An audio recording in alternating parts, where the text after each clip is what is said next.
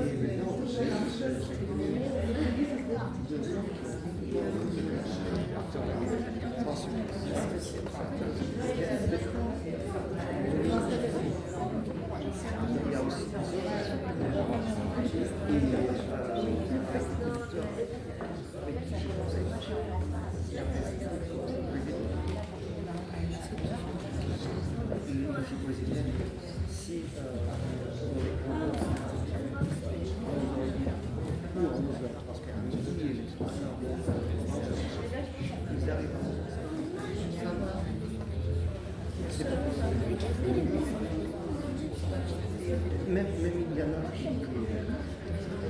qui sont revenus à la proposition, qui sont revenus à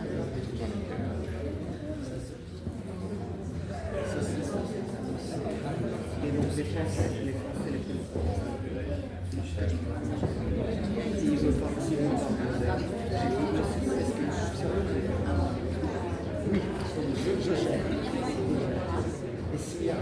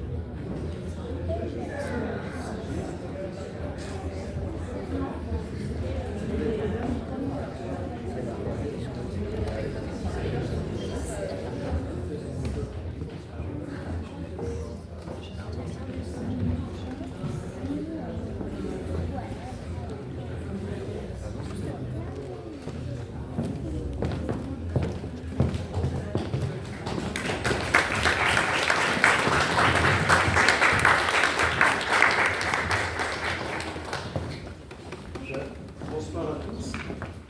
Ce soir, on a le grand plaisir de recevoir Aurélie Dupont. Je montrais à Aurélie une photo.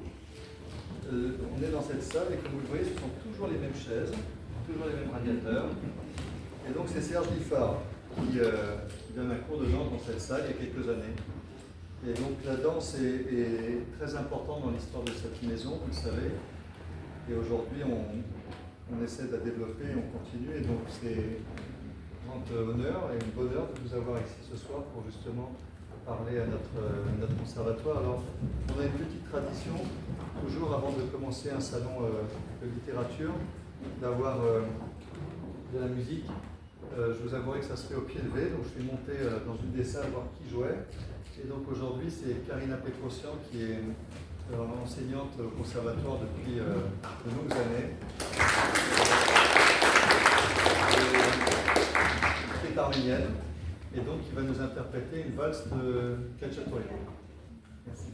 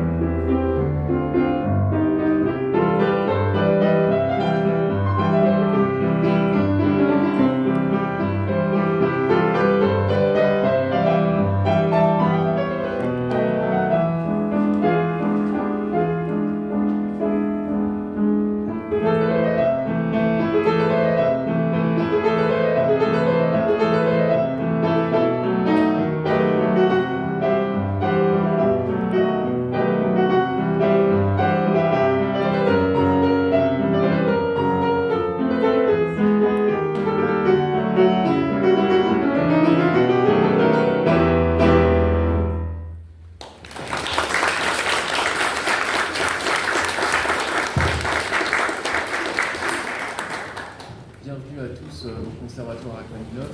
Je reconnais ici certains habitués de nos rencontres littéraires, mais aussi beaucoup de nouveaux qui sont venus ce soir pour ce salon exceptionnel avec Aurélie Dupont pour son livre « N'oublie pas pourquoi tu danses » publié chez Albin Michel.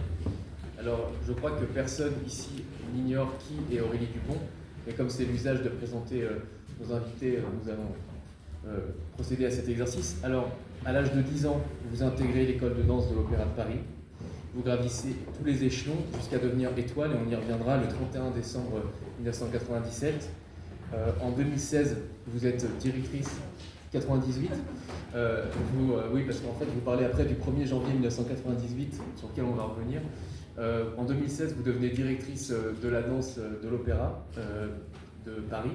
Et vous avez publié l'année dernière ce livre, qui est vraiment plus qu'une bible pour toutes les danseuses et tous les danseurs. C'est un livre que personnellement, moi qui ne suis pas spécialement, je peux le dire, ballettomane, est particulièrement apprécié, parce que j'ai trouvé que c'était un livre plus largement, bien au-delà de la danse, sur la passion, sur l'abnégation et sur à quel point on peut se donner pour son art quand on est comme vous, c'est-à-dire habité par cette passion de la danse.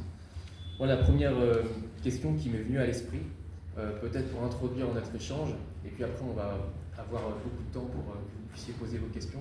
La première question qui m'est venue à l'esprit, c'est vous avez énormément de moyens pour raconter votre histoire, vous auriez pu faire des podcasts, faire un film, pourquoi pas. Pourquoi est-ce que vous avez choisi la forme littéraire?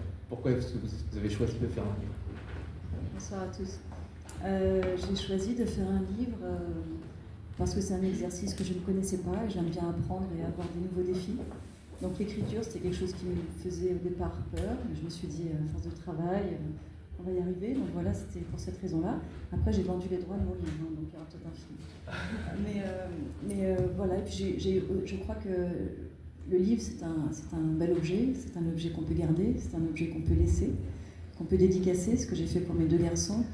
Mon petit est en train de le lire, enfin mon petit il a 14 ans, donc il est en train de lire le livre, donc on va voir, mais en tous les cas c'est un objet qu'ils vont garder et qui est une espèce d'héritage comme ça, quelques mots sur leur mère. Oui, il est dédicacé pour Jacques et Georges. S'il était adapté en film, quelle comédienne vous verriez pour jouer votre propre rôle? Je ne sais pas du tout, ça va être difficile parce qu'il faut à la fois évidemment une actrice qui sait jouer, mais aussi potentiellement qui sait un peu danser, ou en tous les cas qui ressemble à une danseuse. Alors là, faut que j'ai un peu de temps. Nathalie Portman peut-être? En tout cas, c'est l'histoire d'une passion qui irradie et qui, je le disais, touche bien au-delà des amateurs de danse, mais c'est surtout une passion interrompue puisque le livre en fait commence sur la partie que vous appelez l'épreuve, qui est le moment où vous brisez le genou et vous commencez justement par ce moment qui est pour vous peut-être le plus grand traumatisme au-delà de votre carrière, de votre parcours, de votre vie. Pourquoi avoir commencé par justement ce point qui n'est pas le point de départ finalement? Vous auriez pu simplement raconter votre vie de l'enfance jusqu'à aujourd'hui. Pourquoi est-ce que vous avez voulu commencer par ce moment-là? Parce que justement, commencer par le début, pour moi, c'était trop évident. Je voulais attaquer avec quelque chose d'absolument pas gracieux. Je pense que tout le monde imaginait que ça allait commencer par « Elle était une fois une petite fille ». Eh bien non, j'ai voulu rentrer tout de suite dans quelque chose qui était en effet très difficile dans ma carrière. Et aussi, je crois que j'ai eu envie de m'inspirer de plein de films qui m'ont plu, où on passe toujours du futur au présent et on ne sait jamais trop jusqu'où ça va nous emmener. Donc j'ai aimé cette chose qui n'était absolument pas en effet logique, comme vous dites. Il y a beaucoup de films qui vous inspirent, puisque vous êtes, au-delà de la danse, passionné par plusieurs arts. On le voit dans ce livre. Les films, ça va même jusqu'à Bruce Lee, Swallow notamment, des comédies musicales aussi qui vous ont beaucoup inspiré. Il y a aussi des livres sur lesquels vous insistez un petit peu, Stefan Zweig, que vous avez découvert quand vous étiez à l'école de danse, et aussi de la musique. Quelles sont les œuvres, au-delà des œuvres de danse sur lesquelles on va revenir après, quelles sont les œuvres qui ont le plus compté pour vous et peut-être que vous pouvez recommander aux gens qui sont présents aujourd'hui? Les œuvres de Zweig, je crois je peux les recommander toutes. 24 heures de la vie d'une femme, j'ai adoré. Joueur d'échecs, j'ai adoré. La confusion des sentiments, je recommande à tous les enfants et aux adultes, mais je pense qu'en général, tous les adultes ont quand même lu un livre de Zweig. Pour ce qui est les comédies musicales, c'est vrai que moi, c'est ce qui m'a... En fait, c'est la première chose... Parce que j'ai vu la première comédie musicale, je vivais aux États-Unis. J'ai vécu aux États-Unis quand j'avais 7 ans. Et ça n'existait pas en France, les comédies musicales. Ni en film, ni en spectacle vivant. Et c'est vrai que j'ai découvert la comédie musicale, j'ai découvert le film Annie. J'avais à peu près l'âge de cet enfant qui joue dans le film. Et je me suis dit, en fait, c'est ça que je veux faire, c'est ça que je veux faire. Moi, je veux jouer, je veux danser, je veux chanter. Bon, j'ai pas fait tout ça, je n'ai fait que danser et un peu jouer sans les mots. Et écrire. Et écrire, oui, bien sûr. Mais voilà, donc la comédie musicale m'a fait, à l'époque, m'a fait réaliser que l'art était un métier. Je ne le savais pas. Est-ce que ça a été un métier pour vous? À partir du moment où j'ai gagné ma vie grâce à la danse, oui, mais j'ai jamais considéré, j'ai jamais compté mes heures, ni compté le nombre d'euros que je faisais au pas de bourré ou au socha. Ça, c'est sûr.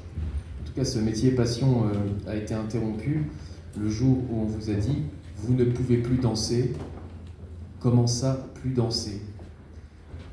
Et vous écrivez « Comment décrire mon état d'esprit à la sortie de cette consultation? L'image qui me vient, c'est ma noyade dans un océan d'eau noire. Je ne vois aucune lumière sur l'horizon. Je suis une bougie qui s'éteint, un soleil qui se couche en accéléré et se transforme en trou noir. On parlait de film tout à l'heure. Moi, ça m'a fait penser un petit peu au début de Kill Bill. Vous savez, quand elle dit « bouge le gros orteil, bouge le gros orteil ». Est-ce que, la première question qu'on se pose quand on lit ces lignes, c'est comment est-ce que vous avez fait pour vous dire, parce que la douleur était insoutenable, comment vous avez fait pour vous reconstruire après cette épreuve traumatique? Où est-ce que vous avez trouvé les ressources?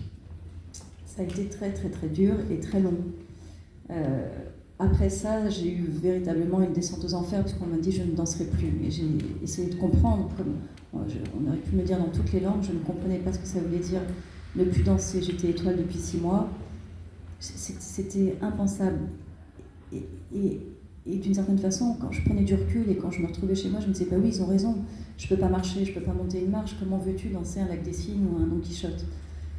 Donc, bon, finalement, je me suis fait opérer parce que la douleur était telle que je pouvais plus vivre normalement, et là, ça devenait atroce. Mais pour reprendre, comment j'ai trouvé la force de reprendre, pareil, ça a été très long, ça a été beaucoup de réflexion, ça a été évidemment beaucoup de doutes, mais je me suis d'abord demandé pourquoi je dansais, pourquoi c'était si important que ça de vouloir revenir sur scène, pas que en scène d'ailleurs, vouloir danser, vouloir retrouver mon niveau, vouloir retrouver mes sensations. Je parle même pas d'un public, je parle même pas de mon diadème et mon tutu, c'était vraiment, j'avais besoin de redanser.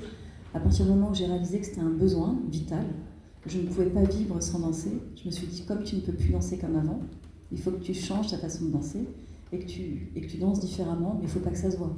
Il faut que tu respectes la chorégraphie, il faut que tu respectes la musicalité, il faut que tu respectes les chorégraphes qui vont te demander telle ou telle chose, mais il faut que tu trouves une autre façon de faire. Et donc j'ai travaillé, même jusqu'à la fin de ma carrière, j'ai travaillé tous les jours en me disant il faut que je fasse comme tout le monde, mais pas comme tout le monde, pas de la même façon. C'est peut-être ça qui a fait votre identité aussi très particulière comme danseuse. Je pense que oui, aujourd'hui je peux le dire. À l'époque j'étais furieuse. Mais aujourd'hui, oui, je reconnais et je pense que cette blessure, cette rupture fatale et rapide m'a permis de danser différemment et de danser peut-être avec plus de sincérité, une meilleure raison, j'ai envie de dire, avec une raison qui était vraiment très claire. Et tous les soirs où je raccrochais mes chaussons après un ballet classique, je ne savais pas si le lendemain je pourrais redanser. D'ailleurs, Pina Bausch, je crois que c'est la première chose qu'elle vous a dit, c'était ce que j'aime chez toi, c'est ta fragilité, je crois, c'est ça. Est-ce que finalement, paradoxalement, c'est pas votre fragilité qui a été votre force aussi? Oui, parce que le chemin est assez intéressant. Je vais essayer de l'expliquer rapidement et précisément. Avant mon opération du genou, je travaillais avec Pina Bausch 2 ans avant. Et on travaillait sur le Sacre du Printemps, qui est un ballet qui est très physique, où on se jette régulièrement au sol et on se jetait sans aucune protection. Pina Bausch avait fait une audition où elle avait vu les 150 danseurs de l'opéra et je faisais partie des heureuses élues du groupe de filles, donc il y avait 10 filles et 10 garçons. Et à l'époque j'étais très rebelle, bon, j'ai toujours été un peu, mais j'étais vraiment... je m'en voulais de certaines choses qui s'étaient passées à l'école de danse, j'étais très technicienne, j'avais une danse un peu robotique. Et derrière évidemment cette personnalité-là, j'étais extrêmement... véritablement sensible, fragile. Et Pina l'a vu ça. Et à l'époque, elle m'avait dit, mais moi je ne t'ai pas choisi pour ta force, ce que je revendiquais tous les jours, mais pour ta faiblesse, pour la fragilité que tu caches derrière tout ça. Donc j'étais complètement estomaquée de voir que cette personne qui débarquait d'Allemagne, qui ne m'avait jamais vu danser, qui ne me connaissait pas, qui ne m'avait même jamais parlé, ait vu en moi ce que d'autres n'avaient jamais vu. Et je me suis blessée lors de ces répétitions. J'ai eu une fracture qui a duré justement jusqu'à ma nomination d'étoile, donc on va dire pendant 2 ans, 2 ans et demi. Cette fracture, évidemment, s'est installée dans mon genou et a fait des dégâts à vie. Et donc cette fragilité qu'elle voyait en moi, elle me l'a vraiment, d'une certaine façon, physiquement, tatouée à tout jamais. Donc je n'ai plus jamais pu être forte comme avant, mais cette fragilité, elle était évidemment déjà physique. Elle était en vous, et c'est pour ça que Pina, d'ailleurs c'est le seul personnage du livre qui a toute une partie qui lui est consacrée, à quel point elle a été importante pour vous d'ailleurs. Elle a beaucoup compté, vous dites même qu'elle vous a sauvé. puisque ce livre, c'est aussi une galerie de portraits. Il y a, si on veut un petit peu simplifier, il y a les chorégraphes que vous aimez, les chorégraphes que vous détestez, les chorégraphes que vous aimez en tant qu'artiste et ceux que vous détestez en tant qu'être humain. Mais en tout cas, on peut dire que vous n'y allez pas... Et ceux qui m'ont pas aimé aussi. Hein. C'est ça. Mais en tout cas, on peut dire que vous n'y allez pas de main morte dans les descriptions. Donc, dans ceux que vous aimez et qui vous ont aimé aussi, Maurice Béjart, vous dites « l'homme charmant et exigeant, doux et patient ». Quant à Roland Petit, vous dites qu'il y a deux Roland Petit. Au chorégraphe Roland Petit, son talent fou, à Monsieur Petit, une pauvreté affligeante. Je ne règle pas mes comptes, je raconte juste ce qui s'est passé. Donc ça aurait pu être autrement. C'est ça. Et en tout cas, vous avez l'art du portrait, vous parlez aussi de Pierre Lacotte, bien sûr, de Patrick Dupont, et aussi de certains personnages moins connus, à qui on peut rendre hommage ce soir, notamment Bébert, votre kiné. Vous savez ce que vous lui devez. Est-ce qu'il est toujours parmi nous, Bébert, aujourd'hui? Vous avez des nouvelles? Oui, bien sûr, je l'ai revu, j'ai pleuré quand je l'ai vu, je l'ai revu à la signature du livre, quand il est sorti, dans la librairie Albin Michel, et je l'ai cherché. Je l'ai cherché pour l'inviter pour cette signature, et je ne l'ai pas trouvé. J'ai rappelé à Saint-Maur, là où j'allais tous les matins faire ma rééducation, je cherchais Bébert et personne ne pouvait me dire où était Bébert. Et c'est un ancien sportif qui était blessé et qui faisait sa rééducation avec moi, qui est venu avec Bébert. Et donc là, je l'ai vu, je l'ai revu. Alors, comme moi, il avait un peu vieilli, mais il avait toujours cette espèce de corpulence un peu ancien rugbyman. On s'est tombé dans les bras, on a pleuré, et depuis, je continue de le voir. Je vais le voir. Ah bah, je me réjouis, je ne savais pas. En plus, il faut qu'on sache que cet entretien n'a pas du tout été préparé et que toutes les questions sont extrêmement spontanées. Il y a aussi beaucoup de personnages qui ont une histoire commune avec ce conservatoire, dont le directeur Arnaud Frilet a parlé, c'est Serge Liffard. Vous avez dansé dans 2 ballets de Serge Liffard, Suite en blanc et Les Mirages.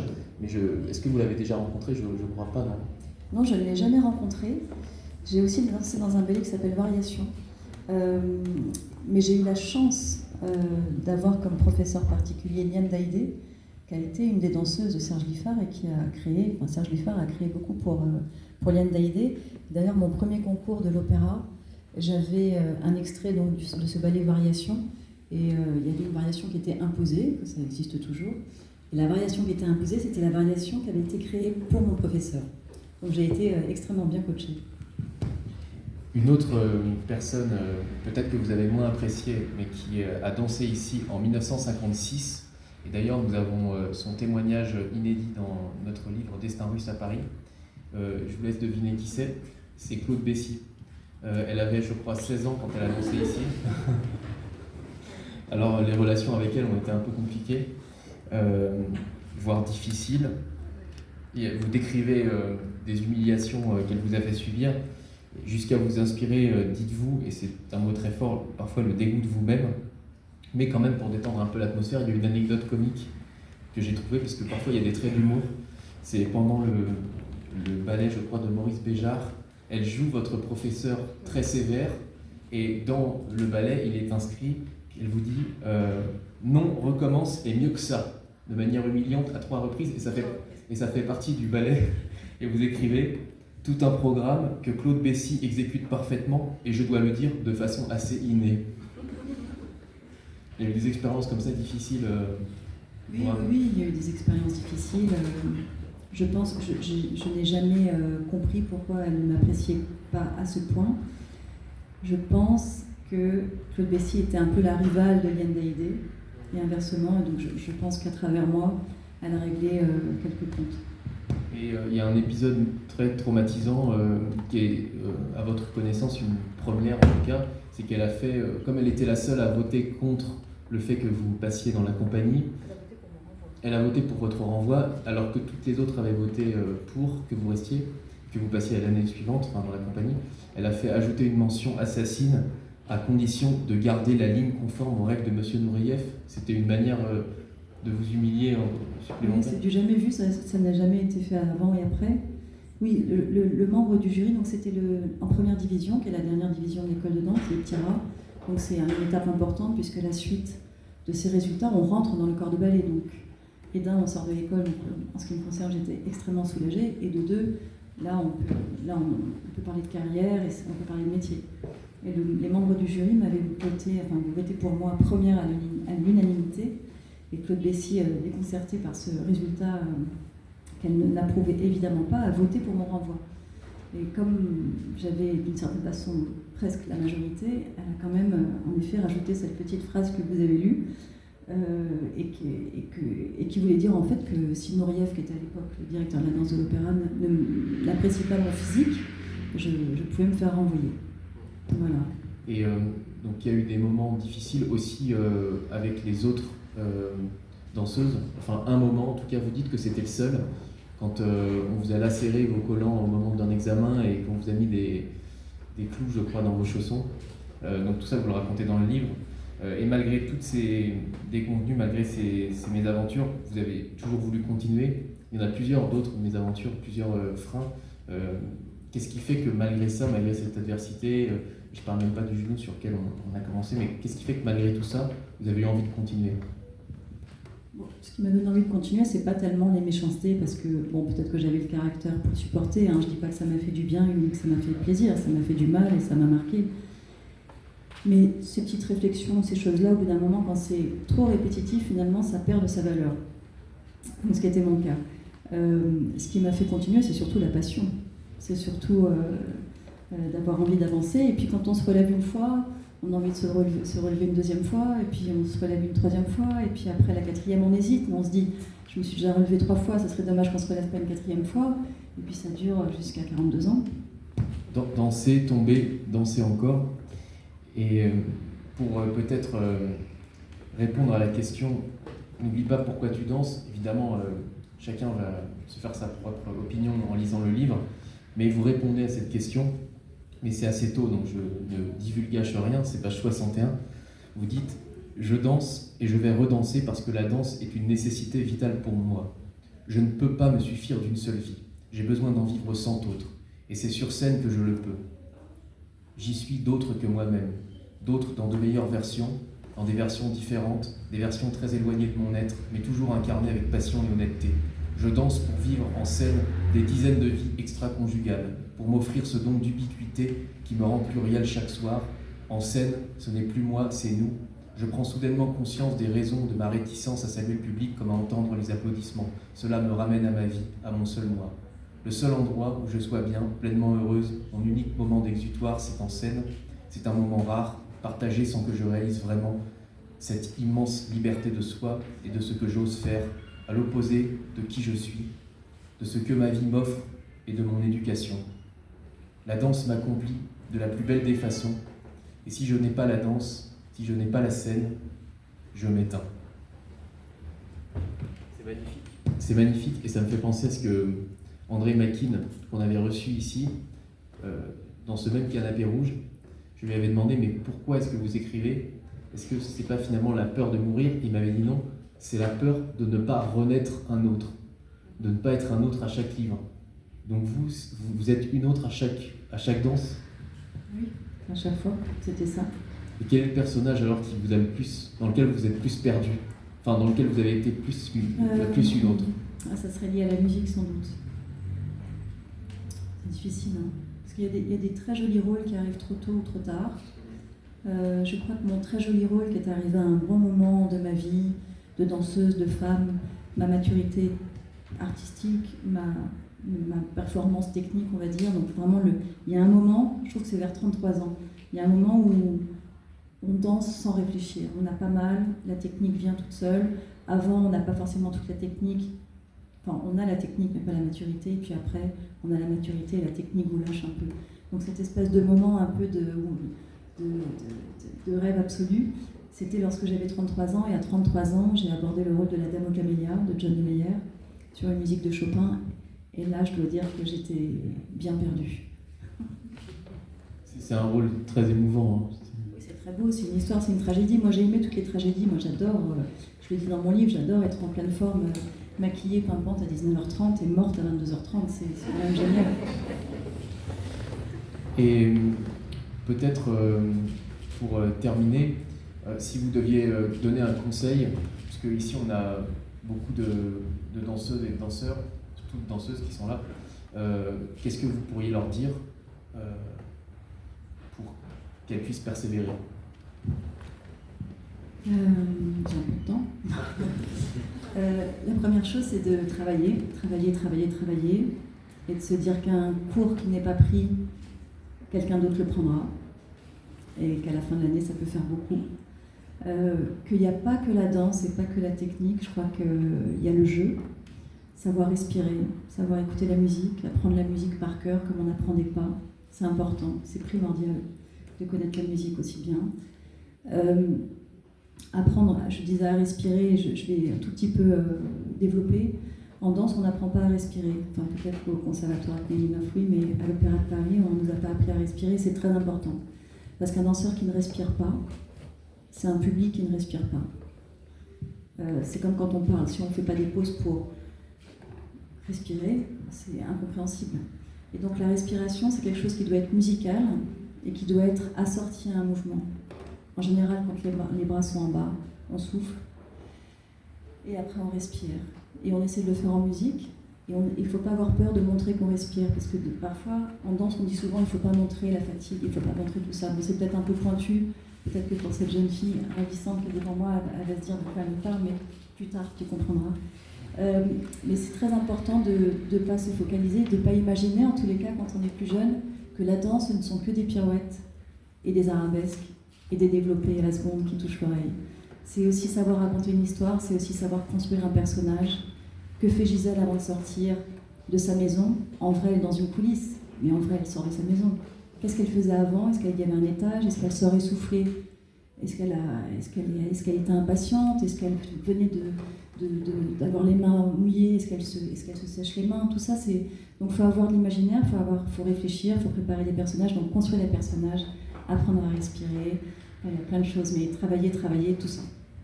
Et peut-être qu'à la fin, vous deviendrez des étoiles aussi. En tout cas, il y a un passage, peut-être, puisque c'est d'abord un livre, donc c'est pour ça que je me permets de lire des passages, puisque souvent dans les interviews, même quand on vous invite pour parler de ce livre, on vous demande, on vous pose des questions sur votre parcours, mais finalement l'aspect littéraire est assez peu abordé. Et moi, j'ai trouvé que ce qui était très touchant, c'est le moment où vous devenez étoile, donc le 31 décembre 1997. Et...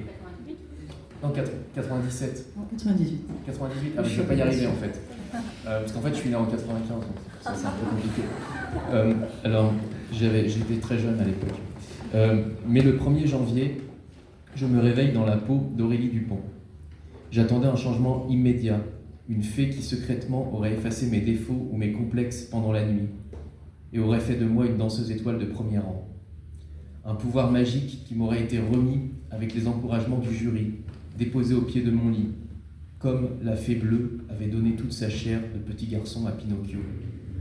Mais non, ce n'est que moi, une jeune femme normale, avec cette petite douleur inquiétante au genou, qui s'obstine à ressurgir de temps en temps, et cet immense chagrin au cœur, après cette nuit abominable, et mon envie de rupture avec mon fiancé.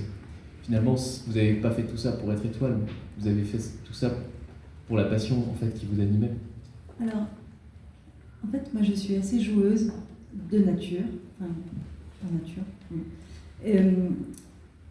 quand j'étais petite et que je suis rentrée à l'Opéra de Paris, j'avais fait 3 mois de danse. Pourquoi je vous raconte ça? C'est que je ne connaissais pas ce que c'était que la danse, je ne connaissais pas ce que c'était que l'Opéra de Paris.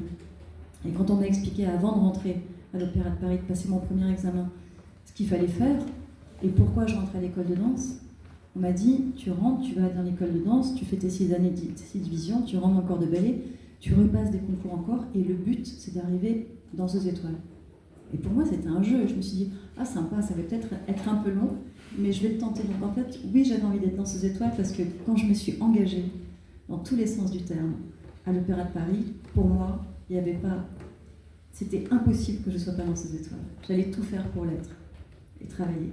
Après, lorsque j'étais danseuse étoile, je n'ai jamais dansé pour avoir les applaudissements du public, ça c'est sûr et certain. Ça me gênait d'ailleurs, comme je dis, ça me ramenait à moi et j'avais pas envie d'être ramenée à moi tout de suite. Je n'ai jamais dansé en me disant je vais être mieux qu'une ou qu'un autre ou je ne sais quoi. Non, j'ai toujours dansé pour vivre des expériences, pour me découvrir, pour me perdre, voilà. Ça c'était vraiment c'était vraiment le sens de ma danse et de ma recherche. Bah, merci, en tout cas, je crois qu'on a bien compris le sens de cette danse, de cette recherche et de cette vie qui est si bien racontée. Dans N'oublie pas pourquoi tu danses, que vous pouvez vous procurer à la fin de cet entretien avec notre libraire partenaire, La Procure. Mais avant ça, on va passer, évidemment, je suis sûr que vous avez énormément de questions. Donc voilà, Aurélie Dupont est là pour y répondre. Merci beaucoup, Aurélie Dupont.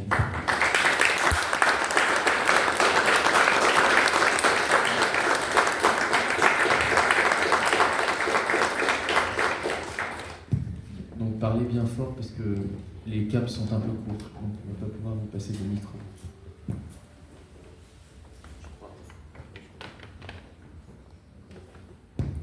Oui, madame au premier rang. Oui, Aurélie. Est-ce que vous avez peut-être un rituel spécial avant votre spectacle, être dans un silence ou au contraire peut-être de la musique? Alors, moi, je ne faisais pas partie des danseuses et danseuses étoiles qui se faisaient maquiller. Moi, j'aimais pas qu'on me touche trop avant de danser, j'avais envie d'être seule. Donc j'étais souvent seule dans ma loge, toujours de la musique en fond. Ça pouvait être du jazz, ça pouvait être quelque chose de calme. Toujours ma petite bougie allumée qui sentait bon. Donc du coup, mes photos de mes amis, de mes enfants. Donc j'étais quand même dans une ambiance un peu, voilà, comme une petite maison. Et je ne tolérais d'une certaine façon que la personne qui venait me coiffer. Parce que souvent, on me rajoutait des milliards de choses, des nœuds, des fleurs, des cheveux, tout ça. Ça prenait un certain temps, donc j'avais un rapport assez particulier et intime avec Léo, cette femme qui m'a coiffée pendant des années et qui venait dans ma loge. Et là, à ce moment-là, on rigolait, de parler d'autres choses, ça me retirait un tout petit peu le trac. Mais c'était toujours pareil. Le spectacle était à 19h30, je commençais à me préparer à 17h. Une demi-heure de maquillage, 1 heure à 1h30 de coiffure. Je descendais sur le plateau, j'allais m'échauffer, je remontais, je recheckais tout pour voir si j'avais pas trop transpiré, si j'avais pas des mèches comme moi ce soir qui sortaient dans tous les sens. Voilà, et donc c'était très chronométré en tous les cas. Je ne voulais pas être dans un état de stress, je voulais que tout soit géré à partir du moment où je me disais ce soir je danse. C'était chronométré, c'était travaillé. D'ailleurs, Votre dernière, pour Manon, vous expliquez dans le livre que vous avez tenu à conserver le même rituel comme si vous dansiez, comme si c'était n'importe quel jour, n'importe quelle représentation, enfin une représentation comme une autre finalement.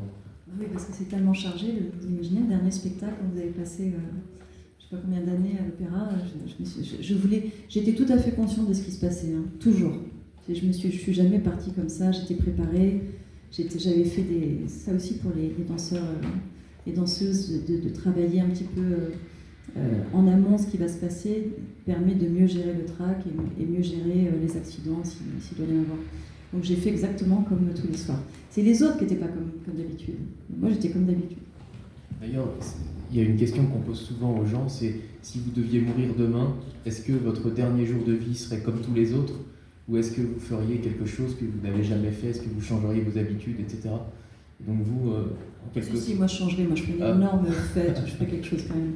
Un truc, oui, bah, si je dois mourir demain, mais là c'est un peu ça, vous n'avez pas fait une énorme fête. Je prends un avion, non mais là, une énorme fête pour mon spectacle. À la fin, après, vous avez fait... Oui, si, après j'ai fait la fête quand même. Bon, ça va. Est-ce qu'il y a d'autres questions? Oui. Quels sont vos 3 rôles préférés, à part la dame en Camilla? Est-ce qu'il y a des rôles que vous n'avez pas pu danser à votre degré? Oui. Alors, on dit que la dame au camélia ça compte pas, donc j'ai 3 ballets. J'ai adoré danser dans les classiques, donc Quichotte, qui est le ballet sur lequel j'ai été nommée, parce que je trouve que la personnalité de Kitri, je pense que c'est celle qui me représente le plus. J'ai l'impression d'être... Enfin, il y a des traits de caractère qui sont similaires. Qu'est-ce que j'ai aimé danser? J'allais dire Gisèle, parce que c'est le ballet qui m'a le plus... qui a été le plus difficile pour moi. Je pense que j'ai jamais été une bonne Gisèle. Je pense que je l'ai beaucoup dansé, c'est le ballet classique que j'ai le plus dansé. Je l'ai beaucoup travaillé, j'ai beaucoup cherché, j'ai beaucoup cousu, décousu. J'ai tout essayé, mais malgré tout, j'ai l'impression que je ne suis pas allée au bout. Donc finalement, j'aime ce personnage et j'aime ce rôle-là. Maintenant, quand je me revois travailler et réfléchir et regarder des vidéos et me dire non, ça va pas, j'aime pas comment tu cours, là, ça va pas tes bras. Ce ballet, pour moi, ça a été une énigme. Mais je l'aime bien parce que ça a été une énigme. Il y a un ballet que je n'ai pas pu danser à cause de mon genou. Je l'ai regretté, c'est le Sacre du printemps de Maurice Béjart. Parce qu'à un moment donné, la danseuse est vraiment accroupie sur ses genoux et fait des diagonales comme ça, sans jamais remonter. Et ça, pour le coup, j'arrivais à faire de la magie avec mon genou que je n'avais plus. Mais ça, physiquement, c'était pas possible. Donc ça, j'ai refusé. Et j'ai aussi refusé, à mon grand regret, un autre ballet de Pina Bausch, Orphée et Eurydice, que j'ai refusé. Ça, je le regrette encore aujourd'hui. Vous avez cité que 2 ballets que vous aviez aimés danser. Et j'ai adoré danser Roméo et Juliette de Prokofiev, parce que j'adore la musique. Sur la scène du Mariinsky d'ailleurs. Oui, je l'ai dansé sur la scène du Mariinsky. D'ailleurs, c'est la première fois que j'ai fait Roméo et Juliette, parce qu'à l'époque, j'étais danseuse étoile et l'Opéra de Paris ne voulait pas me donner le rôle. Alors que j'étais jeune, donc j'étais en âge de danser, mais à l'époque, les danseuses étoiles qui étaient plus âgées passaient avant les plus jeunes, ce que je comprends très bien. Et donc c'est le Mariinsky qui m'a invitée. Mais le Roméo et Juliette de Nureyev sur la musique de Prokofiev, c'est exceptionnel à danser, exceptionnel. Quel effet ça vous a fait de danser sur la scène du Mariinsky? Moi j'ai adoré danser au Mariinsky et j'ai adoré danser au Bolchoï. J'ai adoré danser au Mariinsky parce que plus que d'y avoir dansé, j'y ai passé 3 semaines. J'ai beaucoup travaillé. J'ai beaucoup regardé, parce qu'on apprend beaucoup en regardant, c'est un autre conseil. J'ai appris des choses qu'on ne m'a jamais apprises à l'opéra. Et le public, là-bas, m'a accueilli d'une façon incroyable.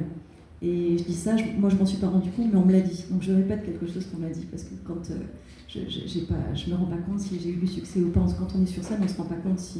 Enfin, c'est pas une question que je me suis posée en tout cas. Mais c'est vrai que là-bas, ils m'ont apprécié. Après, j'ai vraiment essayé de faire partie de leur compagnie. Je suis restée 3 semaines, donc c'était en plein hiver et il faisait très froid, je me souviens. Et votre partenaire ne vous regardait pas dans les yeux, je crois, vous le racontez, et ça vous a un peu troublé. Et quand il vous regardait dans les yeux, ça le faisait rougir. Quelles sont les différences entre l'école française de ballet et l'école russe de ballet? Est-ce qu'il y a vraiment de grosses différences? Parce qu'on est dans un conservatoire russe. Oui, il y a des différences purement techniques, de position, soit de position de jambes, d'une arabesque, ça pourrait être un développé, évidemment d'une position de bras. On n'a pas du tout les mêmes codes en fait, parce que des bras, ça reste des bras, vous pourriez me dire, mais c'est pas du tout la même musicalité, c'est pas la même... esthétiquement, en fait, on met pas en valeur les mêmes choses. Donc pour moi, les deux techniques seraient mariées, ça serait exceptionnel. Et ce qui est très différent, c'est le jeu. Tout est toujours très en récit. La pantomime, donc quand on parle avec les mains, tout est toujours très esthétique. C'est-à-dire que c'est pas forcément jouer avec son partenaire pour de vrai, j'ai envie de dire. C'est toujours très... Si je me mets comme ça, je ne te regarderai pas parce que sinon on va pas voir mes yeux. Donc tout est très esthétique, alors qu'en France, le jeu... Donc, je pense que ça a évolué en Russie, parce que là, on parle d'un temps, peut-être que vous n'étiez pas né encore. J'avais 7 ans. Mais c'est vrai que le jeu à l'opéra, je ne sais pas si je peux comparer, mais il y a quelque chose de plus... En tous les cas, moi, le jeu, quand j'abordais le jeu en tant que danseuse étoile, j'ai beaucoup épuré.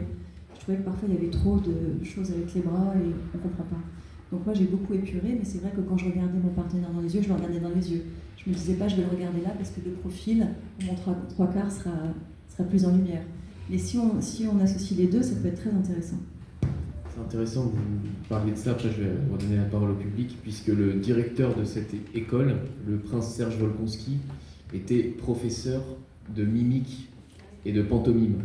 Et donc on a encore le programme des cours en 1924, et c'est écrit professeur de mimique et de pantomime, et aujourd'hui ça paraît un peu désuet, mais effectivement c'était très répandu dans l'école russe. Et c'est très dommage que ça n'existe plus. Personne n'apprend la pantomime. C'est un message de service pour le directeur. Ah oui. Mais même à l'opéra, quand j'étais directrice de la danse, pendant les répétitions, il m'arrivait parfois d'expliquer la pantomime parce que c'est quelque chose qui se perd, bien sûr. Est-ce qu'il y a d'autres questions? Oui, Igor, qui est un grand danseur aussi. En conséquence de votre réponse, je voudrais savoir, vous faites partie vous êtes issu de l'école française, mais pure. comment vous considérez les côtés forts de l'école française dans le monde entier? Et aussi, en tant que la directrice artistique de l'Opéra de Paris, comment vous avez développé ces côtés forts du ballet français et de l'école française? Si c'est possible, la deuxième question. Comment est votre rapport on est dans un lieu franco-russe, comment est votre rapport avec le ballet russe? Pas avec le ballet soviétique, avec le ballet russe en général. Est-ce que vous donnez quelques exemples et quelques comparaisons entre le ballet français et le ballet russe? Merci. Quand vous dites l'école forte, c'est les qualités de l'école? Les qualités de l'école et les qualités du ballet français. Alors je pense que les qualités de l'école française, qui pourraient être les qualités de l'école russe, c'est que les professeurs sont français et ont un parcours, sont tous issus presque de l'Opéra de Paris, je crois que oui. Ce qui est le cas aussi en Russie. Lorsque j'étais directrice de la danse, moi j'avais envie, bon, c'est une idée qui n'a pas été retenue, mais j'avais très envie d'inviter des professeurs russes à l'école de danse des petits rats de l'Opéra de Paris. Vous l'avez fait? Irek Mohamed? Oui, mais les maîtres de ballet ne donnent pas de cours de danse. André Klem? Comment? André Klem? Pareil, il est professeur pour les professionnels, il n'est pas à l'école de danse. Mais quand même, vous avez invité deux Russes? Ah oui, bien sûr. Moi, j'ai invité des Russes, mais ce que je voulais vraiment, c'est justement, avec ces deux exemples de professeurs, Andrei et Irek Mohamedov, merci, j'avais envie de diffuser, puisque les Russes et les Français sont, on va dire, les meilleurs en danse classique. Pourquoi ne pas conjuguer nos qualités et faire venir un professeur russe à l'école de danse? Bon voilà, ça s'est pas du tout passé. Et pourtant, je leur ai dit, mais ça n'annule pas. Moi, quand je suis partie en Mariinsky, je ne suis pas devenue une danseuse russe. Je suis partie en étant une danseuse française qui avait appris une technique ou des techniques que j'ai essayé de développer et que j'ai développé parce que j'ai vu Diana Vishneva, j'ai fait plein de galas avec Zakharova, avec toutes ces danseuses fantastiques. Donc à force de les regarder, je continue mon travail de recherche.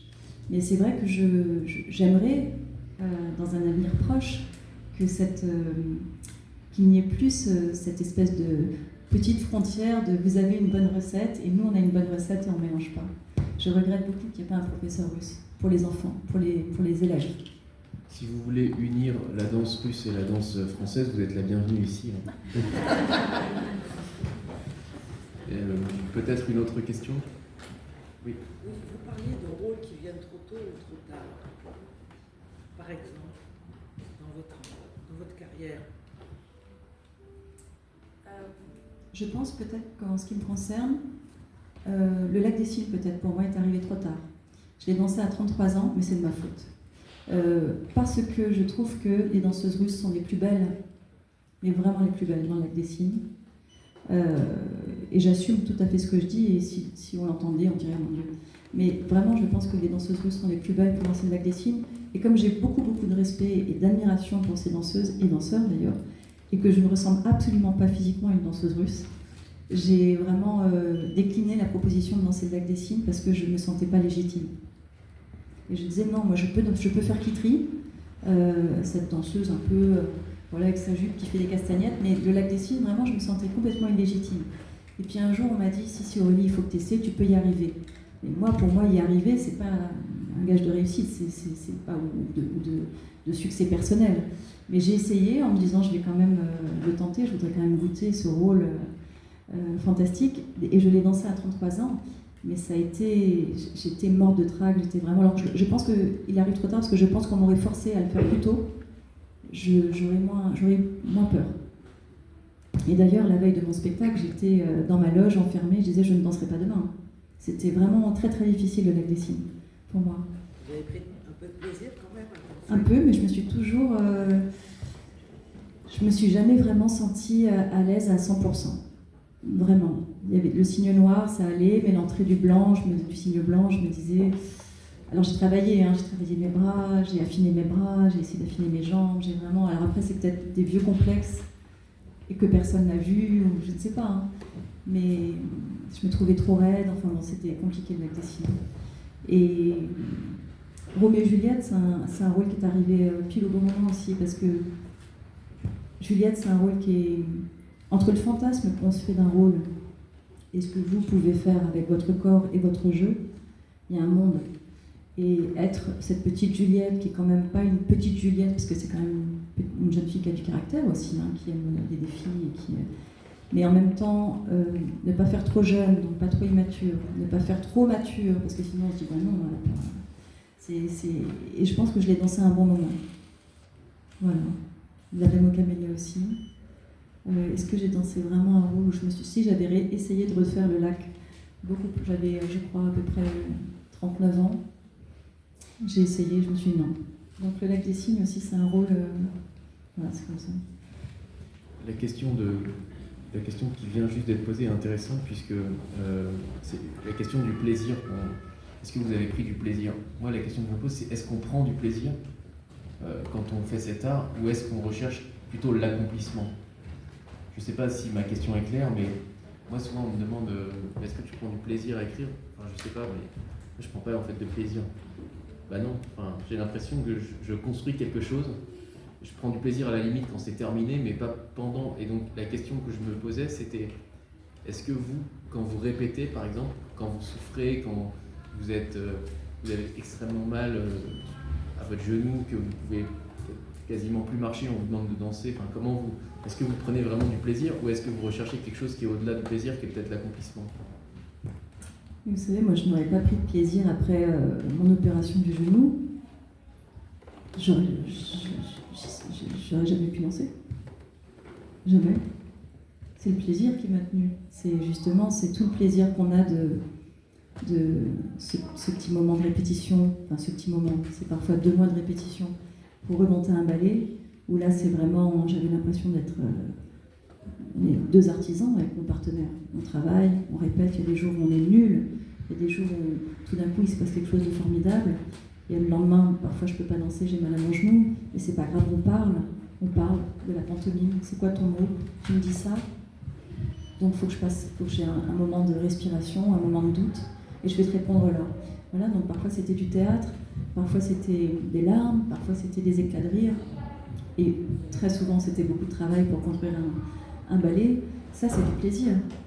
C'est pas plutôt un sacerdoce ou une vocation quasi monastique au fond? Non, pas du tout. Non. Ça, vous dites ça parce que vous n'êtes pas danseur et que vous ne connaissez pas le plaisir qu'on peut ressentir quand on prend en otage 3000 personnes à Bastille et qu'on se dit je vais raconter mon histoire et j'espère qu'ils vont apprécier mon histoire.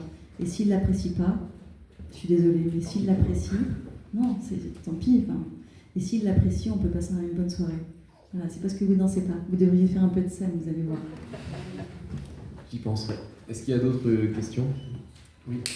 Est-ce que vous pensez que le monde va devoir changer en termes de concept de continuer à danser, même si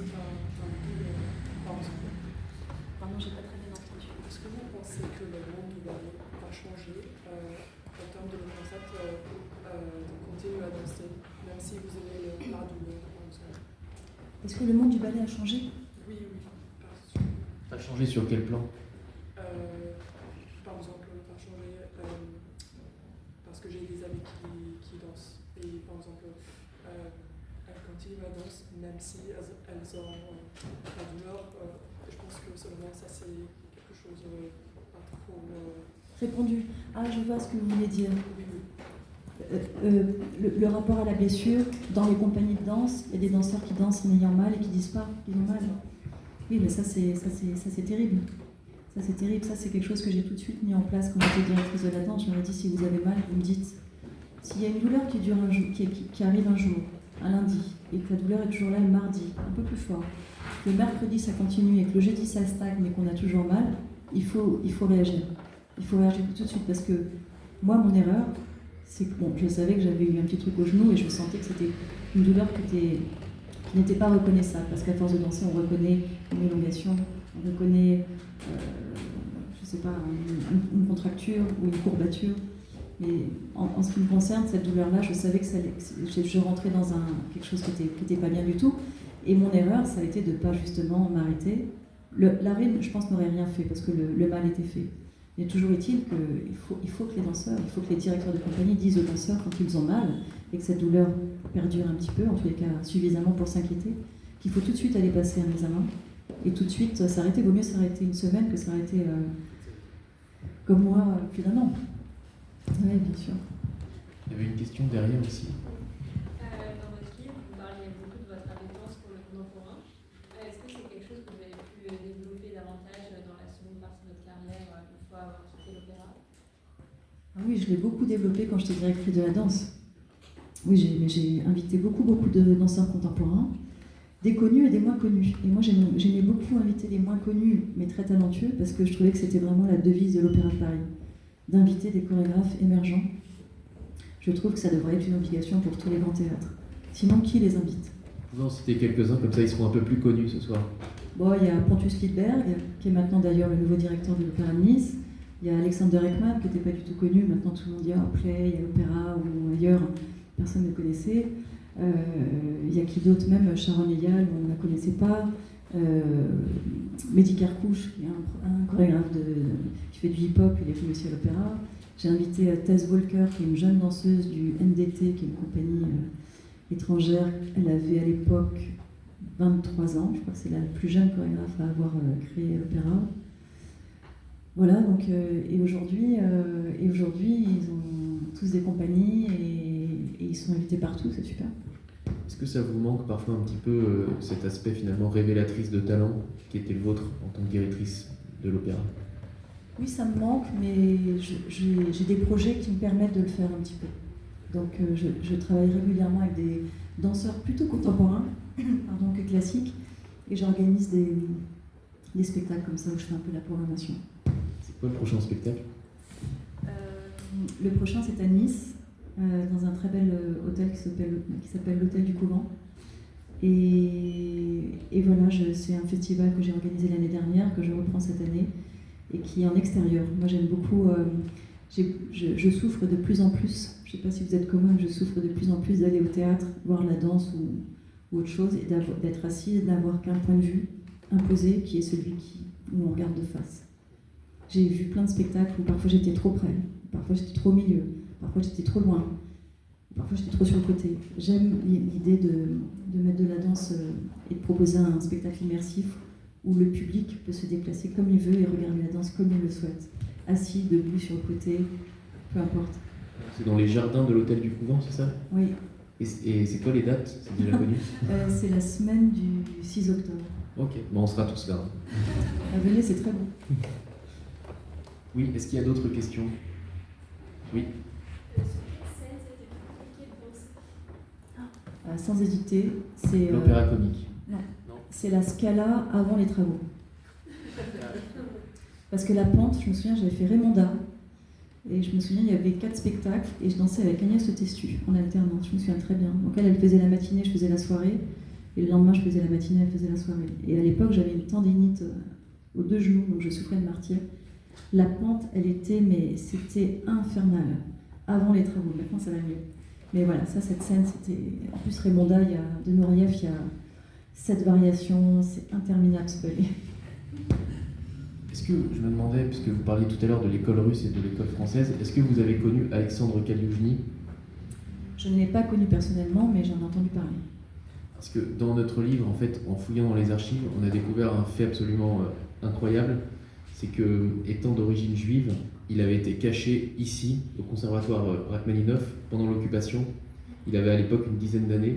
Il a été caché avec ses 2 parents ici, dans les étages du conservatoire. Donc j'en ai parlé à Elisabeth Platel, elle était bouleversée parce que c'était son professeur. Oui. Mais je crois que... Il paraît que c'était un professeur de danse exceptionnel. Oui, c'est ce qu'elle m'a dit, et d'ailleurs elle a fait un film à son sujet. Mais je sais que vous êtes un peu jeune pour l'avoir connu. Voilà, donc... Enfin, en tout cas, il a été caché ici, il a été élève ici en fait, et il a gagné plusieurs concours très tôt en fait. C'était un très très grand danseur. Et vous n'avez pas eu l'occasion de le rencontrer. Vous avez croisé par contre Nourieff, qui a passé une tête à un moment donné alors que vous étiez en train de répéter, et qu'il a demandé, je crois, qui c'est celle-là? Oui, ça c'était à l'école de danse. C'était les portes ouvertes, maintenant ça s'appelle les démonstrations. C'est à peu près le seul contact que vous ayez eu avec lui. Ah, j'ai même pas eu de contact parce qu'il m'a regardé, donc j'ai pas vu qu'il me regardait. Sinon j'aurais rougi probablement. Mais il avait demandé mon nom à la surveillante générale, donc le bras droit de Claude Bessy, qui lui avait répondu. Celle que vous appelez la dame à lunettes. La dame à lunettes, oui. dont on ne sait pas le nom. Mais... Non. Oui. Oui, monsieur Marc, bonjour ici. Je vais revenir à la première question extraordinaire de Diana sur votre rite avant le ballet, 2h30 avant, 17h, la petite musique d'ambiance, la bougie, les photos. Est-ce que vous êtes une athlète, vous avez un régime nutritionnel particulier? Est-ce que vous l'avez conservé depuis? Est-ce que vous pouvez nous donner quelques secrets? Alors, lorsque j'étais plus jeune, on me disait que j'étais trop grosse. On m'a dit que j'étais trop grosse jusqu'à ce que je dise stop, en fait. Donc, je crois que j'ai dit stop, j'avais 21, 22 ans. Donc, lorsqu'on me disait ça, oui, j'étais au régime, donc je mangeais pas grand-chose. Ensuite, quand ils ont arrêté de me dire que j'étais trop grosse, ben, j'étais plus grosse. Enfin, j'étais plus grosse. J'avais un physique qui leur convenait, alors que j'avais rien changé. Et je dansais de plus en plus. J'étais à l'époque sujet, je suis montée sujet, et ensuite je suis montée première danseuse, je crois, 3 ans après. Et je suis restée 2 ans première danseuse, puis étoile. Et donc plus on danse, plus on se dépense. Et donc là, je mangeais à peu près tout ce que je voulais. J'ai jamais été attirée par la nourriture trop grasse ou la nourriture un peu... c'est pas quelque chose qui m'attire, parce que moi je suis très gourmande, mais je suis une gourmande pas capricieuse, mais qui aime les bonnes choses. Donc je n'ai jamais été attirée par les frites, par les trucs, je sais pas, que les ados mangent certainement beaucoup. Moi j'aimais pas ça, donc mon rapport à la nourriture saine a été assez évident, parce que c'est ça que j'aime. Quand je dansais vraiment dans ces étoiles et que j'avais par exemple Don Quichotte à danser, où chaque 3 actes on perd à peu près, enfin moi je perdais entre 2 et 2,5 kg, que je reprenais bien sûr, mais vraiment je perdais beaucoup de poids. Là je mangeais complètement normalement et j'avais une tendance à manger des féculents avant un spectacle. Mais je me suis jamais privée de rien après ce petit moment un peu compliqué où il fallait que je gère les critiques sur mon corps. Après, j'ai mangé plutôt normalement. Pas de régime spécial marathon pour les vagues? Non. C'est la question d'un marathonien, c'est pour ça. Ah oui, non, pendant les spectacles, évidemment, je buvais de l'eau, mais pas trop. Parce que, évidemment, on a soif rapidement, et comme on a le ventre vide, au bout d'un moment, on a de l'eau dans l'estomac, et c'est à la fois... c'est très agréable de danser et de sauter avec de l'eau comme ça. Peut-être si vous courez, vous le savez. Mais aux entr'actes, j'essayais, même si j'avais pas faim, en général j'avais jamais faim, de grignoter des petites choses, type, là je suis précise, fruits secs ou abricots secs, ou choses comme ça, mais je mangeais pas, et je mangeais pas de, je le dis dans le livre, ni de chocolat noir, des choses comme ça, parce que j'avais peur de tacher mes costumes, mes collants. Voilà, je crois que c'est à peu près tout. Pour compléter la question d'Ouliana, vous dites aussi que vous n'avez pas de porte-bonheur. Alors que je ne sais plus qui vous pose cette question, quel est ton porte-bonheur? Et vous êtes un peu prise au dépourvu puisque vous n'en avez pas. Ça n'a jamais changé, ça, au cours de votre carrière? Non, jamais. En fait, j'ai trouvé que c'est un métier qui est très difficile, donc je me suis dit, rajoute pas des choses inutiles. Et pour moi, le porte-bonheur, je me disais, si j'ai un concours, que je suis superstitieuse, que je vais oublier mon doudou vert ou je sais pas quoi, machin, je vais penser que je vais pas passer au concours. Je me suis dit, c'est déjà assez dur comme ça, concentre-toi sur tes pointes. Et voilà, en fait, j'ai vraiment... bon, déjà, je suis pas superstitieuse, pas pour les mêmes raisons d'ailleurs, parce que ça engendre un stress. Déjà que c'est un métier qui est stressant et difficile. Donc tous ces trucs-là, je les ai très, très tôt balayés en me disant, parce que je les voyais les autres. Moi j'ai vu des danseurs faire avec des toques, faire des trucs où ils posaient leur costume, ils mettaient les guêtres, ils les posaient 3 fois, après ils les embrassaient, après ils les reposaient là. Je me disais, mais ils perdent un temps fou. Et s'ils le font pas, quand on leur dit va en scène, qu'est-ce qu'ils font? Je les ai vus tous ces gens. Les gens qui ont des porte-bonheur, les gens qui cachent des trucs dans les costumes, les danseuses qui disent si j'ai pas mon chewing-gum collé parce qu'hier ça a bien marché, j'avais mon chewing-gum, je vais remettre un chewing-gum. C'est sans fin et je me suis dit non, ça... j'ai beaucoup regardé, j'ai beaucoup appris, donc j'ai dit non, ça je veux pas faire. Plus danser avec un fer à cheval, ça doit pas être facile. Est-ce qu'il y a d'autres questions? Oui. T'as commencé la danse à quel âge? Alors j'ai commencé la danse à 9 ans et demi. Oui, c'est tard. Avant, je faisais un peu de gym et j'avais un professeur qui était un peu gym-danse. Donc je faisais quand même un peu des positions, des choses comme ça. Mais je faisais pas beaucoup de danse. Non. On va peut-être prendre 1 ou 2 questions et puis après on va passer à la séance de dédicace et vous allez pouvoir parler peut-être encore si vous le souhaitez avec Aurélie Dupont. Oui. Je voulais vous demander quelle était votre relation avec les autres danseuses étoiles. Je me rappelle une conversation où vous m'aviez dit à Sylvie Guilhem, elle était magnifique, c'était la danseuse parfaite, alors que moi, mon corps, etc. Donc, quelle était votre relation avec les danseuses étoiles? Très bonne. Très bonne. Moi, j'ai jamais eu de... Mais vraiment, très sincèrement, je n'ai jamais eu de problème relationnel avec qui que ce soit de danseuses comme moi, qui étaient soit dans ma classe, soit danseuses étoiles avec moi et tout ça. Jamais, jamais. Parce que, pareil, je trouvais ça absurde. Je pouvais... Moi, au contraire, les danseuses étoiles qui ont partagé ma génération, avec qui j'ai partagé les rôles, j'adorais les voir danser, j'adorais voir une idée qu'elles avaient eue, que je n'avais pas eue. Et je me disais, mais comment elle a pu penser à ça et pas moi? Mais c'était très positif. Et donc j'essayais de refaire, mais ça m'allait pas.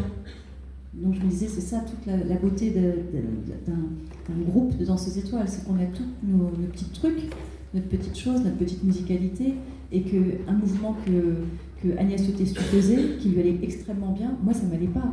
Donc à un moment donné, on n'est plus dans je sais pas, un truc de chippie, ou je sais pas comment on dit, ou de jalousie. Non, moi j'ai toujours eu beaucoup d'admiration évidemment pour Sylvie Guilhem, que j'avais en poster dans ma chambre. Donc c'est vrai que le jour où j'ai fait mon premier gala avec elle, je crois que j'ai dû bégayer 3 mots pour lui dire bonjour et trois bêtises. Et puis voilà, j'ai jamais vraiment pu... on a fait des galas des années ensemble, je n'ai jamais réussi à lui parler correctement. Enfin correctement, librement. Je me permets d'ajouter qu'on ne pense pas qu'il s'agisse de langue de bois ou de discours conciliants en disant on s'aimait tous, parce que ce livre n'épargne pas certaines personnes. Et donc quand vous dites très sincèrement, je m'entendais bien avec toutes les danseuses étoiles, on peut être sûr que c'est vrai, puisque certains autres, et notamment on en a parlé tout à l'heure Roland Petit, mais aussi William Forsythe, en prennent un peu pour leur grade. Peut-être que vous pouvez raconter. Ils n'en prennent pas pour leur grade, mais ils étaient comme ça. D'ailleurs, Roland Petit, il est mort. Mais William Forsythe, c'est à la limite... Il l'a reconnu. Hein. Oui, c'est vrai, il s'est excusé. Oui, et puis en plus, comme je suis quelqu'un d'honnête, et je ne voulais pas qu'il apprenne, je ne sais pas par qui, un journaliste peut-être, que j'avais parlé de lui dans mon livre, et de cette façon, en fait, je raconte ce qui s'est passé. Hein. Vous l'aviez raconté avant? Avant, à qui? Non, jamais. À la presse? Non, jamais. Mais là, c'était mon autobiographie. Si je ne le raconte pas là, je ne le raconterai jamais. Et donc, j'ai envoyé un mail à William Forsythe pour lui dire, voilà, j'ai écrit mon autobiographie qui va sortir. Je relate ce qui s'est passé, à savoir ça. Donc, je lui ai tout redit en anglais. Que vous découvrirez dans le livre. Je me suis dit, il ne va jamais me répondre. Il m'a répondu et il m'a dit, je me souviens très bien avoir été extrêmement désagréable. Il ne m'a pas dit comme ça, mais je n'oserais pas être grossière. Il me l'a écrit et il m'a dit, je regrette, et tu m'as fait réaliser que le plus important, c'était pas d'être un bon chorégraphe, mais d'être un chorégraphe respectueux et des danseurs. Donc d'une certaine façon, je l'ai fait progresser, donc c'est vraiment formidable. Si cet électrochoc pouvait servir à d'autres. Oui. Vous avez quitté la pensée de Jacqueline Chrysanthème, et la question que je me pose, c'est juste par curiosité, est-ce qu'à la maison, ça vous arrive, par exemple, de mettre à la musique que vous aimez et de danser un petit peu par plaisir, par cette passion, juste pour rappeler de ces moments que vous avez vécu? Alors, ça va faire 10 ans, le 18 mai que je suis partie. C'est fou, hein? J'ai réalisé ça il n'y a pas longtemps, parce que je suis partie en 2015. Alors, il m'arrive de danser à la maison avec mes enfants. En boîte aussi? Oui, en boîte aussi, parfois. En discothèque. Il m'arrive de danser avec mes enfants, mais pas sur de la musique classique. La musique classique, pour moi, c'est très connoté à ma carrière. C'est encore parfois pas douloureux, mais difficile pour moi d'écouter du Chopin, ou d'écouter du Tchaïkovski, ou d'écouter du Prokofiev, par exemple, ou autre chose, je sais pas, mais c'est très difficile parce que, j'ai toute la chorégraphie qui revient. Donc je n'arrive pas à écouter une musique simplement. Et j'ai le trac, par exemple, si vous mettez la musique du Cygne Noir de l'entrée, je commence à transpirer, je me sens pas bien. Donc j'ai en plus un souvenir physique de ce que la musique me procurait. Et j'ai ma petite playlist de musique classique dans mon téléphone, mais c'est vrai qu'il y a des morceaux, je dois avouer que j'arrive pas à les écouter. Des morceaux de Chopin, par exemple, j'y arrive toujours pas. Peut-être un jour. Mais j'arrive à écouter par exemple le concerto en sol de Ravel, qui a inspiré Jérôme Robbins sur son ballet qui s'appelle En sol. Ça, j'arrive à l'écouter. Mais il y a quand c'est trop, c'est trop chargé artistiquement, émotionnellement, de souvenirs, j'arrive toujours pas à les écouter. Et peut-être que je n'arriverai plus jamais à les écouter.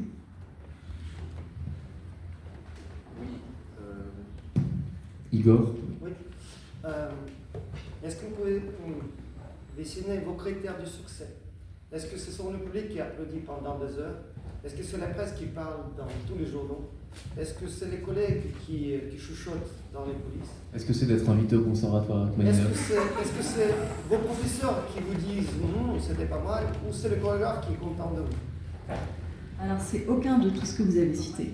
Pour moi, Ça, c'est la question. pour moi, Le vrai succès. j'aime pas ce mot, le vrai succès. Qu'est-ce que ça veut dire, le vrai succès? Aujourd'hui, il y a des gens qui ont des vrais succès sur Instagram. Est-ce que vous pensez que ce sont des... Non. Donc, j'aime pas ce mot succès. Non, pour vous. Mais en pour tant moi, que si on parle de réussite peut-être, je pense que c'est très personnel. Pour moi, ça a été très personnel. Un chorégraphe qui m'aurait dit « Aurélie, ce soir, t'étais incroyable », si moi, j'avais pensé, trouvé que j'étais en dessous de ce que je pouvais faire, et que même j'étais pas complètement à fond dans ce que je faisais, on peut me faire les plus beaux compliments du monde, je ne les croirais jamais. Et l'inverse est possible aussi. On m'a déjà dit « Oh, ce soir, dis donc, à ce moment-là, on a vu que t'en pouvais plus ». Mais dans ma sensation physique, artistique, musicale, j'avais l'impression que j'étais complètement partie ailleurs. Et ben, on peut me dire les pires trucs, si moi j'ai senti que j'avais tout donné, que j'étais honnête, et que ce que ça m'a procuré m'a fait progresser pour le lendemain, alors c'est une réussite. Donc il n'y a pas d'autorité, il n'y a que vous-même. Pour moi, oui. Et peut-être, avant de passer à la dédicace, une information, vous avez parlé de Prokofiev. On a appris aussi qu'il avait été parmi les 2 musiciens qui ont inauguré ce conservatoire le 31 octobre 1924. Et nous recevons le 27 mai à 19h l'académicien Dominique Fernandez pour sa nouvelle biographie de Prokofiev, dans laquelle il mentionne ce fait pour la première fois. Voilà, donc on voulait vous remercier Aurélie Dupont de nous avoir honoré de votre présence ce soir.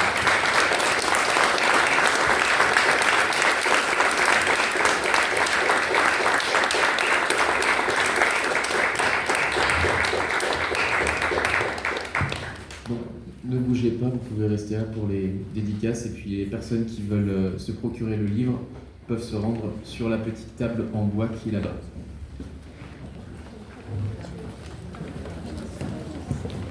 J'ai un feutre, vous préférez feutre ou chimie? Vous préférez feutre ou pas? Ouais.